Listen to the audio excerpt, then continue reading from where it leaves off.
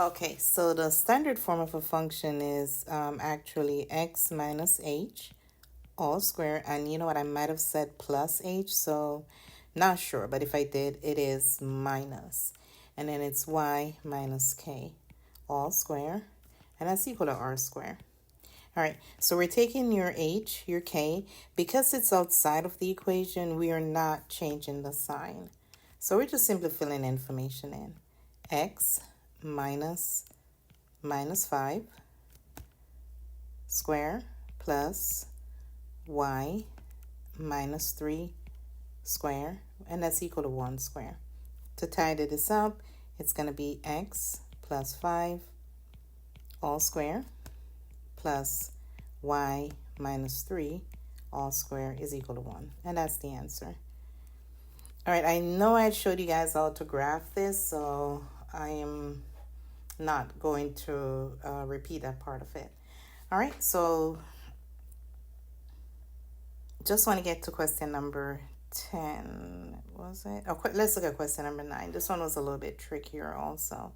All right, so when we have an equation like this is what we call the general form, and we want it to look like the standard form in order to find the center and the radius.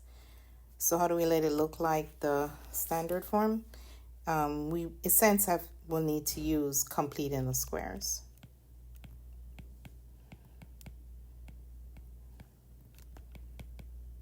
What's completing the squares? It's pretty much about taking your b divided by 2 all square, and your b, that would be the coefficient in front of your variable.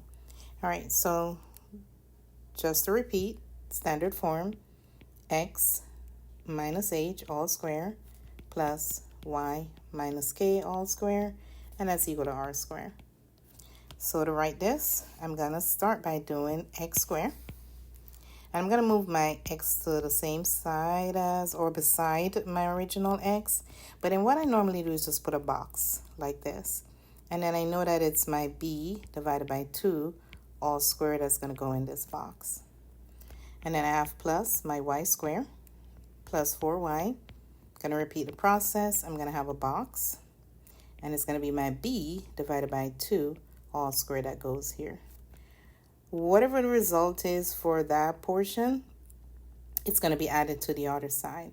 So I'm going to go ahead and move my constant, which is 4, to the other side, which makes it negative 4. All right, so let's start this up again. So I have x squared plus 6x. In this case, my b is 6. So it's going to be 6 divided by 2 all square plus y squared plus 4y plus 4 divided by 2 all square, and that's equal to negative 4. Once I get a result, as I mentioned for these, I will move it over. And I'm talking about this portion inside here. All right, it's another rule also that I normally try to talk about is to pretty much divide by my 2 so I see what number I'm dealing with. In this case, the number that I'm dealing with for my x is going to be 3. Before I square it, I know 3 is going to be a part of my binomial. And then I'm going to go ahead and say plus y squared plus 4y plus 4 divided by 2 is 2. And 2 is going to be my binomial, or a part of my binomial before I square it. All right, so I'm going to have x squared plus 6x plus 9 plus y squared plus 4y plus 4. And I'm going to go ahead and add these to the other side. So I'm going to add my 4, and I'm going to add my 9. All right, so I'm adding my 9, I'm adding my 4. All right, so let's go ahead and rewrite this as our binomial, which is x plus, and again, the 3 is my main part, all square, and then plus y, and in this case it is plus 2. Again, this 2 right here is what I need, all square.